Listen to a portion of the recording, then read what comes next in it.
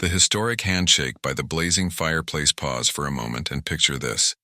The golden-orange glow of the fireplace in the Oval Office dances on the white walls, casting light on two figures facing each other in a moment of destiny. On February 28, 2025, President Donald Trump, with his iconic golden hair shimmering under the lights and his strong hands resting on the table, shakes hands with Ukrainian President Volodymyr Zelensky, a man whose weathered face bears the weight of a nation forged in the fires of war. That handshake wasn't just a diplomatic courtesy. It was the opening act of a high-stakes mental duel, where every glance, every smile, every tilt of the head carried profound meaning. Have you ever wondered what makes a negotiator truly exceptional? Is it the commanding tone of voice, the confidence radiating from every gesture, or the ability to turn tense moments into golden opportunities? This meeting between Trump and Zelensky isn't just a tale of two leaders. It's a mirror reflecting the vital secrets that anyone, from business people to office workers to parents, can apply to triumph in everyday negotiations. Join me as we dissect every detail of this encounter, from their attire to their posture, from their body language to their razor-sharp words. We'll uncover the crucial secret to succeeding in negotiation, not from dry textbooks, but from the living lessons unfolding in the most powerful room in the world. Part 1. Building credibility. The foundation of every negotiation, as the Oval Office doors closed and the cameras began rolling, the first image that struck us was the posture of the two leaders. Donald Trump, clad in a sleek black suit with a fiery red tie, leaned back in his leather chair, arms crossed over his chest, a classic stance of someone who stood atop the pinnacle of power. His sharp eyes locked onto Zelensky, lips pressed tight as if saying, "I've seen it all and I know what I'm doing." Across from him, Volodymyr Zelensky, dressed in a simple gray suit, no flash, no flare, leaned forward, hands planted, on the table, eyes wide with determination. Two men, two styles, yet both exuded an undeniable credibility. Dress style, the power of first impressions. Let's pause to talk about their clothing, because in negotiation, what you wear isn't just personal preference, it's a statement. Trump chose a black suit paired with a red tie, a timeless combination he's wielded for decades as a businessman and politician. The red tie didn't just stand out. It symbolized power, confidence, and dominance. When he stepped into the room, that outfit screamed, "I'm the center of attention and I'm not afraid of it." It was a calculated choice, signaling that he wasn't just a president, he was a brand, a living icon of success. In contrast, Zelensky opted for a gray suit, a neutral, understated color that perfectly matched his circumstances. Ukraine was in wartime, and that suit reflected practicality, seriousness, and a connection to his people. No flashy tie, no extravagant accessories, just a man ready to sit down and fight for his nation. Zelensky's attire didn't aim to impress through ostentation, but through sincerity and quiet resolve. Lesson: credibility blends. Confidence with authenticity. Credibility in negotiation doesn't just come from what you say, it's how you present yourself. Trump built his credibility through near-arrogant confidence. The black suit, red tie, and relaxed posture were all wordless signals that he controlled the game. He didn't need to shout, "I'm Donald Trump." Everything about his appearance and body language did it for him. Zelensky, on the other hand, brought a different kind of credibility, authenticity and steadfastness.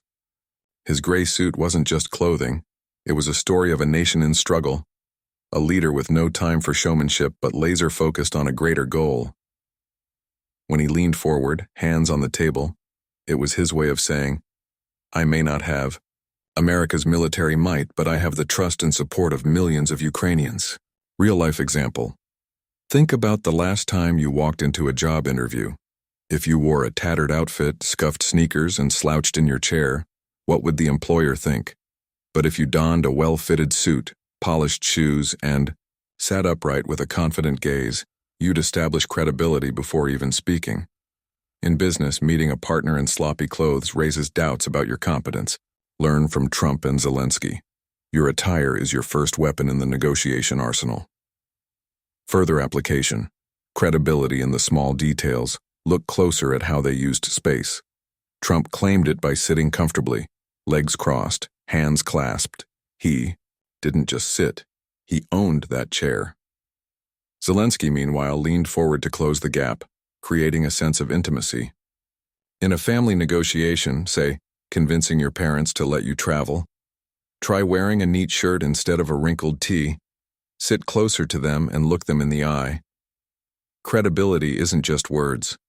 It's the sum of every tiny detail you project. Part 2. Listening.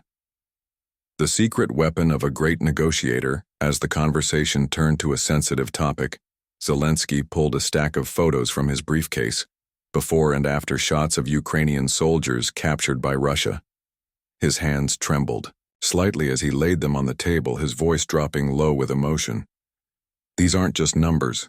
These are people who've sacrificed for freedom. Trump, notorious for interrupting in debates, fell silent. He looked down at the photos, hands still, eyes narrowing as if in thought. It was a rare moment of him truly listening. Dress style, contrast amplifies the message. Let's revisit their attire, because it played a role in how their messages landed. Trump's black suit and red tie in this moment didn't just signify power, they highlighted his silence. When someone so confident pauses, the contrast grabs attention. Zelensky, in his gray suit with an emotional tone, turned simplicity into strength. He didn't need flash to make Trump stop and listen. Lesson. Listening isn't just hearing, it's understanding in negotiation. We often fixate on speaking loudly, speaking persuasively, forgetting that listening is the key to unlocking the other side. Trump paused because he recognized the value of Zelensky's words. Those photos weren't just images. They were stories of life and death, an appeal he couldn't ignore. By staying silent, Trump showed respect while gathering intel. He was probing Zelensky's weaknesses, desires, and limits. Zelensky, meanwhile, mastered turning words into emotion. He didn't just talk about war. He brought it into the room. The photos, his choked voice, and unwavering eyes said, "You have to understand us, or this is all meaningless." Listening here bridged their divide, not to agree instantly, but to know each other enough to move forward. Real-life example. Imagine arguing with a friend about splitting rent. Instead of cutting them off when they say, "I can't pay more," pause, nod, and ask, "I get it, but what makes this feel unfair to you?" By listening, you diffuse tension and find a workable solution. Trump listened for leverage. Zelensky listened for allies. Secret 2. Listening turns adversaries into partners. Further application. Body language in listening notice. Trump's body language. He uncrossed his arms, stopped fidgeting. He sat still, focused. That's active listening. Zelensky, when Trump spoke, didn't interrupt. He tilted his head slightly, signaling receptiveness. In life, when listening, lean toward the speaker, nod subtly, and put your phone down. These small cues make them feel valued, giving you an edge in the conversation. Part 3. Controlling emotions, when fire meets fire. The meeting wasn't all diplomatic smiles. When Trump declared, "You can't get a deal without giving something up," his voice rose, firm and almost challenging, his right hand tapping the table lightly for emphasis. Zelensky didn't back down. He sat up straighter, his tone cutting. "We want peace, but not by bowing to Putin." Their eyes locked across the oak table, neither yielding. The room grew heavy, as if the fireplace burned not just with wood but with their emotional flames. Dress style. Reinforcing emotions. Through appearance, Trump's black suit and red tie became symbols of dominance here. As his voice rose, the red tie flared like a warning, mirroring his intensity. Zelensky's gray suit conversely offered calm amid the storm. It kept him grounded, projecting resolve without matching Trump's aggression. Their clothes weren't just fabric. They amplified the emotions they wanted to convey. Lesson. Controlling emotions is true. Strength negotiation isn't a place for emotions to rule, but nor should you bury them entirely.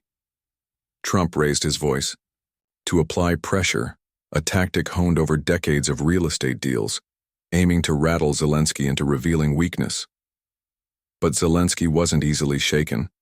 He countered with sharpness, yet stayed within bounds. His voice rose but didn't shout. His hands clenched but didn't slam.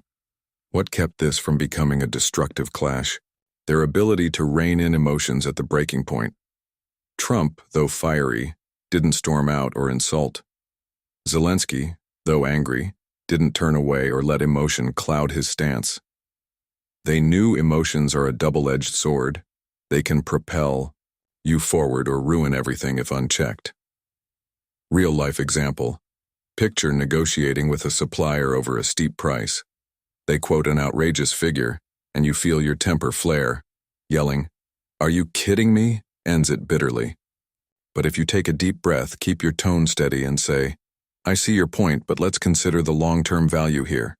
You maintain peace and control. Secret 3. Emotions are seasoning. Don't let them burn the dish. Watch how they wheel. Further application. Breathing and posture in emotional control. Watch how they breathed under pressure. Trump inhaled deeply before speaking, steadying his forceful tone.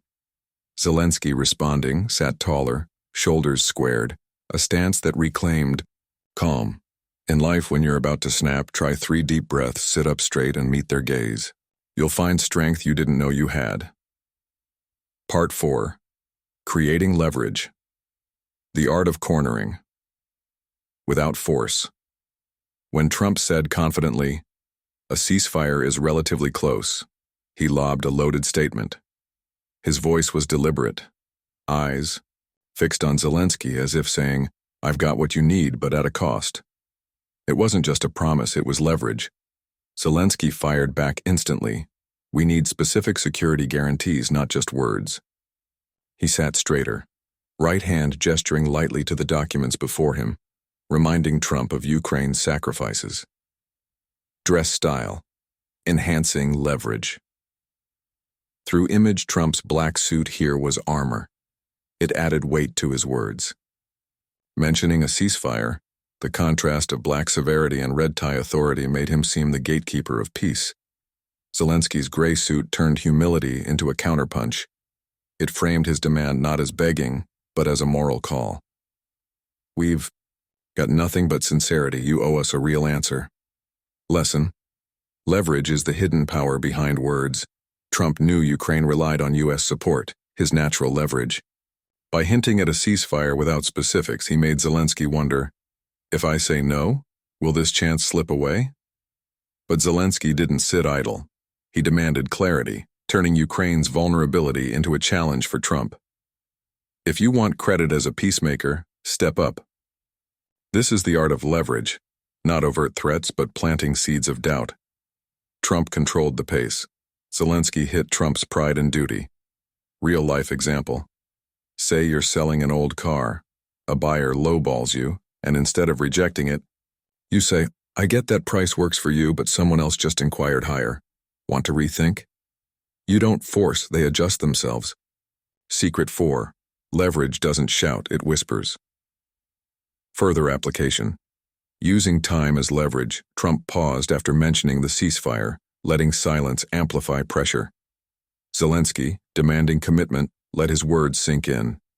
In negotiation, pause after a key offer. The quiet forces a response, tipping the scales your way. Part 5. Ending on a high note, the art of leaving with pride. The meeting closed without a signed agreement, yet both stood, shaking hands before the cameras. Trump said, "We'll keep working?" His tone softer. Zelensky nodded. "Thank you for the discussion." His gaze steady, but less sharp. Trump's black suit and Zelensky's gray one stood side by side, two opposites harmonizing in a rare moment. Lesson. Success isn't absolute.